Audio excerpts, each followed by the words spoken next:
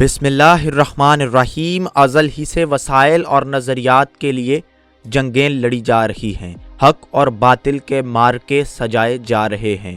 یہ سلسلہ ازل سے جاری اور ابد تک جاری رہے گا۔ ترکی کے صدر طیب ایردوان نے ترکی کی افواج کو لیبیا میں بھیجنے کا اعلان کر دیا ہے۔ یہ اعلان لیبیا کی حکومت کی درخواست کے بعد انقرہ سے طیب ایردوان نے کیا ہے۔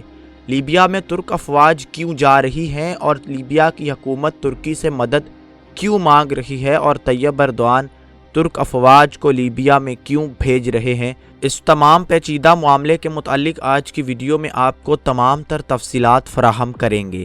اس سے پہلے آگے بڑھیں، اسلامک سلیوشن کو سبسکرائب کیجئے، بیل آئیکن کو پریس کر لیں تاکہ تمام ویڈیوز آپ کو وقت پر ملتی رہیں۔ ترک افواج کو لیبیا بھیجنے کا بل 8 یا 9 جنوری 2020 کو ترک پارلیمنٹ سے منظور کر دیا جائے گا اور ترکی کی افواج باقاعدہ طور پر لیبیا کے دارالحکومت ٹریپولی میں بھیجی جائیں گی۔ ترکی کے اس اعلان کے بعد تمام عالمی دنیا میں تشویش کی لہر دوڑ گئی، خاص طور پر یورپی ممالک اور یورپی ممالک میں فرانس اور اٹلی نے اس پر خاصی تشویش کا اظہار کیا ہے۔ 2011 میں معمر قذافی کی حکومت کے خاتمے کے وقت لیبیا 2 بڑے حصوں میں تقسیم ہو گیا۔ لیبیا کے مشرقی علاقوں پر فوجی جرنیل حفتار نے حکومت قائم کر لی، جبکہ لیبیا کے دارالحکومت ٹریپولی پر ایک ایسی جمہوری حکومت قائم ہو گئی کہ جس پہ لیبیا کے عوام نے بھرپور اعتماد کیا اور عالمی برادری نے اس حکومت کو تسلیم بھی کیا۔ اقوام متحدہ بھی جنرل حفتار کی نہیں بلکہ ٹریپولی کی حکومت کو مانتی ہے۔ اسی لیے ترک حکومت نے بھی یہی فیصلہ کیا کہ ٹریپولی میں بیٹھی لیبین حکومت کے ساتھ معاملات طے کیے جائیں گے اور جنرل حفتار کے ساتھ کسی قسم کی کوئی ڈیل نہیں کی جائے گی۔ مئی 2019 میں جنرل حفتار نے یہ اعلان کیا کہ وہ اپنی فورسز کو لے کر لیبیا کے دارالحکومت ٹریپولی پر حملہ کرے گا اور اس پر قبضہ کرنے کے بعد پورے لیبیا کے حکمران کے طور پر دنیا کے سامنے آئے گا۔ لیکن ٹریپولی میں بیٹھی لیبین حکومت نے بھرپور طریقے سے مزاحمت کی اور جنرل حفتار کے اس حملے کو مکمل طور پر ناکام بنا کر اسے واپس مشرقی لیبیا میں دھکیل دیا گیا۔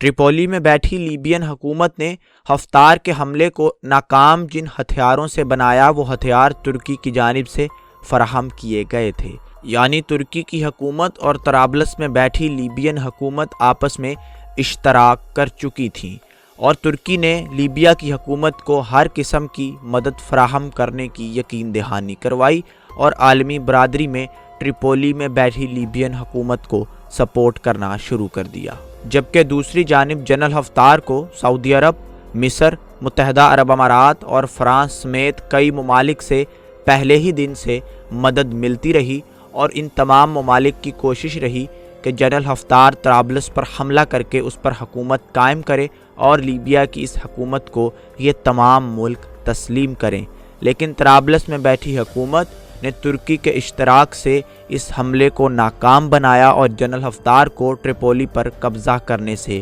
روکے رکھا۔ اب جب کہ جنرل حفتار نے طرابلس پر دوبارہ حملے کی تیاری مکمل کر لی اور دوسرا حملہ کرنے کے لیے دھمکی دے ڈالی تو ترک حکومت نے اپنی افواج لیبیا کے دارالحکومت ٹریپولی میں بھیجنے کا اعلان کر دیا ہے۔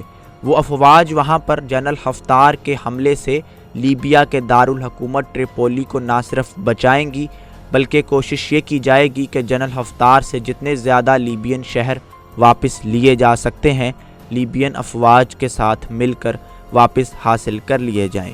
ترکی کی افواج لیبیا جا رہی ہیں۔ یہاں پر ہمیں یہ بات یاد رکھنی چاہیے کہ لیبیا سلطنت عثمانیہ کا صوبہ ہوا کرتا تھا اور اس سرزمین پر ترک پہلے حکمرانی کر چکے ہیں۔ تاریخی پہلو انتہائی اہم ہے اور اس کے ساتھ ساتھ ہمیشہ ہی سے لیبیا میں ترک کمپنیوں نے بڑی سرمایہ کاری کی ہے۔ معمر قذافی کے دور میں لیبیا میں جاری کئی بڑے کنسٹرکشن کے پروجیکٹ ترکی کی کمپنیوں کے پاس ہوا کرتے تھے۔ اسی طرح معمر قذافی کے خلاف چلنے والی سول وار میں ترکی نے اخوان المسلمون کے نظریات سے مطابقت رکھنے والے لوگوں کو سپورٹ کیا تھا، جبکہ دوسری جانب سعودی عرب، متحدہ عرب امارات اور مصر کی فوج کی جانب سے جنرل حفتار کے نظریات رکھنے والے لوگوں اور گروپوں کو بدستور سپورٹ دی جا رہی تھی۔ مصر پر قابض ڈکٹیٹر جنرل سیسی کو ترکی کا لیبیا آنا خاصا تشویشناک لگ رہا ہے، اور اپنی اس تشویش کا اظہار وہ کئی بار انٹرنیشنل میڈیا پر آ کر چکے ہیں۔ جنرل سیسی کو یہ لگتا ہے کہ اگر ترکی نے لیبیا میں اپنے قدم جمائے تو مصر میں اخوان المسلمون بھی سیسی کی ڈکٹیٹرشپ کے خلاف سر اٹھانے لگیں گے، اور جنرل سیسی کی بادشاہت کا سورج غروب ہوتے ہوئے زیادہ عرصہ نہیں لگے گا۔ اسی طرح سعودی حکمرانوں کو یہ خطرہ لاحق ہے کہ ترکی کا اگر عرب سرزمینوں میں اثر و رسوخ بڑھتا ہے تو اس کا مطلب ہے کہ سعودی عرب کا اثر و رسوخ کم ہوتا ہے۔ یہی سوچ متحدہ عرب امارات کی ہے۔ تو نظریاتی محاذ پر اس وقت عرب ڈکٹیٹروں اور عرب بادشاہوں کی ترک حکومت کے ساتھ سرد جنگ جاری ہے، جبکہ انہی سرزمینوں کے باسی اخوان المسلمون جیسے گروہ ترک حکومت کو خوش آمدید کہہ رہے ہیں۔ طرابلس میں بیٹھی لیبیا کی حکومت نے ترکی کو فوجیں بھیجنے کی دعوت دے کر خاصی عقل مندی کا ثبوت دیا ہے۔